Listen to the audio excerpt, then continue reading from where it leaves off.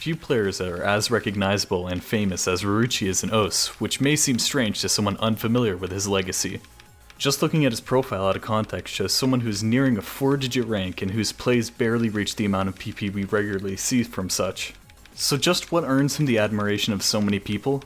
The answer is hours upon hours of dedication and competition, and the right mindset to progress until he became far ahead of his time. Despite not setting a single play in multiple years, there is a reason why Ruchi has kept his prestige and maintained his status as one of the best Osu players ever. This is the story of Ruchi.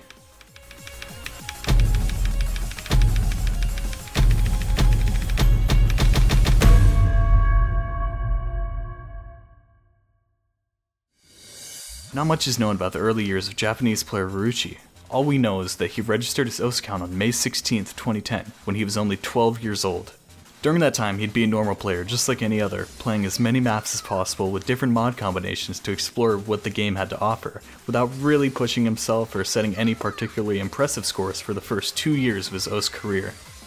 By the end of 2011, while Korean player Cookie Z would dominate the leaderboards, no one really knew about Ruchi yet, but things were about to change.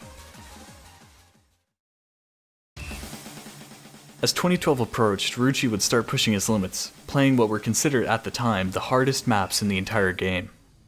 Despite many of them being far above his skill level, his motivation to improve was so high he'd be able to retry the same maps for hours and hours on end until he got a score he was satisfied with.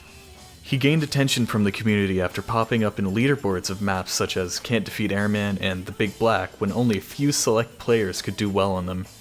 By the end of the year, despite the PPV1 ranking system placing him at rank 23, Ruchi had gone from being basically unknown to being voted as the 3rd best OS player in the world in the annual top 20 players vote. He had achieved the 3rd ever FC on Revolution Death Squad, the 2nd FC on both Can't Defeat Airman and the Osu Stream compilation, as well as the 1st FC on the Big Black, which would go down in history as his first ever Cookie Z snipe.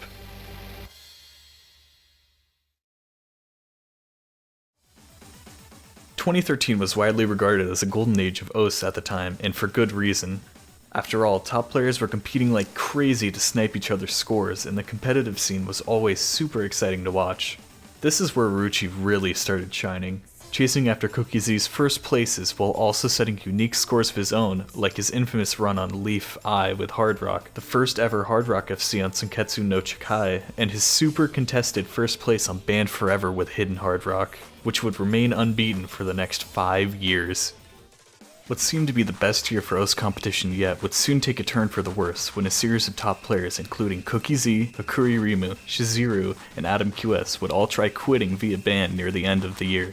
This left a sour taste in everyone's mouth, especially with the upcoming top 20 vote for 2013, where only players who hadn't been banned were considered. Ruchi ended up placing first that year, although it was wrapped in controversy for obvious reasons stated prior. It seemed like everyone knew about Ruchi's strength, but he still had to fully prove his worth and win the community over, which is exactly what he continued to do in the following year.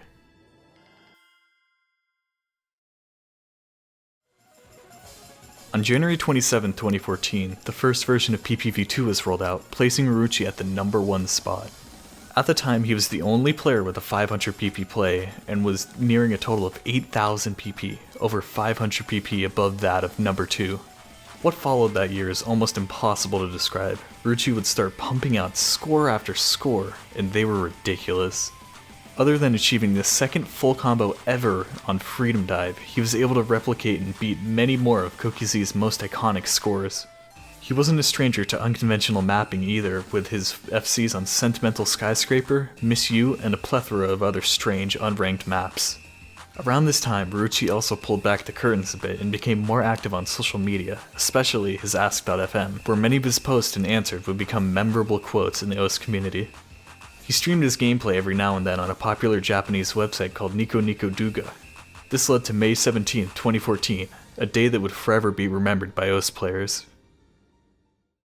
Ruchi is playing the Big Black on stream, as usual, since after all, he'd already FC'd it more than 3 times and racked up more than 2,700 plays on the map.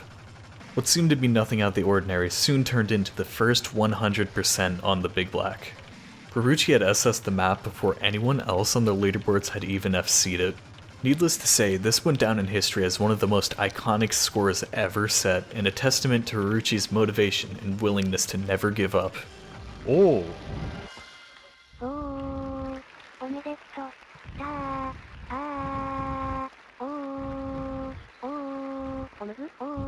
Very same motivation was shown again when he was playing Pensamento Tipico de Escuerda Caviar, or Gangsta in short, with Double Time, a map that was out of reach for everyone else but him. During his runs, so many people would come to watch him play, he ended up breaking the record for most spectators at over 1,600, despite never actually getting the FC. At this point in time, Ruchi had become super popular for both his high-level gameplay and laid-back and playful attitude towards the game. He would have fun doing things like playing with smoke on, or even messing up his own plays by intentionally missing the last note. This wasn't entirely a new thing, since players have been doing it for years as a form of BM, but he was the one that really popularized it to the point where people now refer to it as the Ruchi troll miss. Other than being a great player, he was a fearsome tournament opponent too, and had won the Japanese Spring Tournament 2013 the previous year, and would go on to play a significant role on Team Japan during the 2014 OS World Cup, in which they won against Poland after coming back all the way from loser bracket. But that's gonna be it. They have this to is nail biting. They have to hope for failures at this point. They have to hope that Japan will pull up what Poland did at the beginning of the match, and several players failed the map. But it looks like it's just not going to happen. It's not going to happen. Ruchi and Forte holding on like nobody's business, focusing with a great combo as well. And it looks like this will finally be, after 4 years of being denied, Japan and that's take home an OS World Cup. They will be the 2014 OS World Cup winners. They take it away on this last match.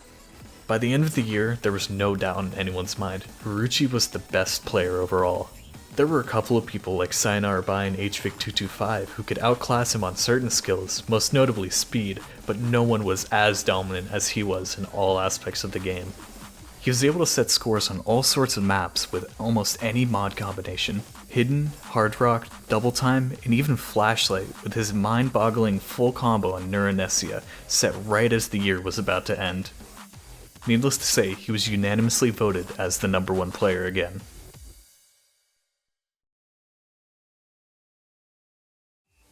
Starting in the beginning of 2015, Ruchi started logging in less frequently, only setting scores every once in a while.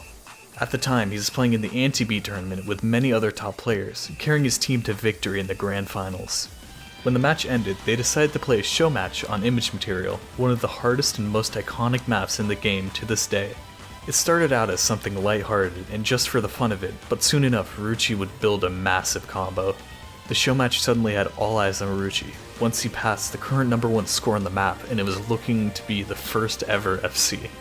This show match was supposed to be lighthearted and just for the fun of it, but we're witnessing the #1 score on one of the most popular maps in the game. Oh, and he breaks! Oh my god! But this is still going to be a #1 score. Although his slider broke right near the end, he managed to still clutch the first S rank on Image Material on a random run during a tournament show match, an achievement that has remained in OS history forever. That was absolutely ridiculous.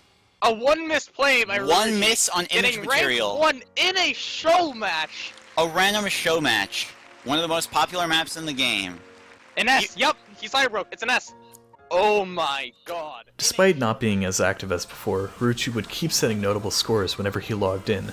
Maps like Gold Dust with Hidden Double Time, Tamai Elegy, Dopamine, even going as far as to FC Remote Control with Hidden Double Time 4 times in the span of 40 minutes just to get his #1 back from HVIC225. He also made a brief appearance on Twitch, where he had an average of 1,600 viewers, peaking at more than 2,000 when once again playing Gangsta. It seemed like Ruchi was going to reign supreme for another year, but he continued to log in less until he eventually faded away. We can only speculate on why he stopped playing. Maybe he just got tired of the game, or maybe his motivation went away when people started competing more for the PP ranking and less for #1s. He kept being active in the community as a mapper, pushing the boundaries of what's considered possible to play, creating maps that would become iconic in the OS community, like Exit This Earth's Atomosphere and Chinese Restaurant, just to name a few. He very rarely actually plays OS anymore. His most notable comeback was in October 2016, when he set a couple of scores on technical maps, including an FC on Transform, Monstrada's Aspire entry, but never really coming back to playing actively. Although his reign was relatively short, Ruchi has managed to inspire a whole generation of players to be just like him, to be striving for greatness no matter the difficulties, and to never give up. It's hard to tell just what the future holds for Ruchi, and maybe one day with the release of Laser he'll come back with a renewed interest in the game, or maybe he'll just stick to mapping. Only time will tell. Until then, the best we can do is follow his age-old advice. Please enjoy game.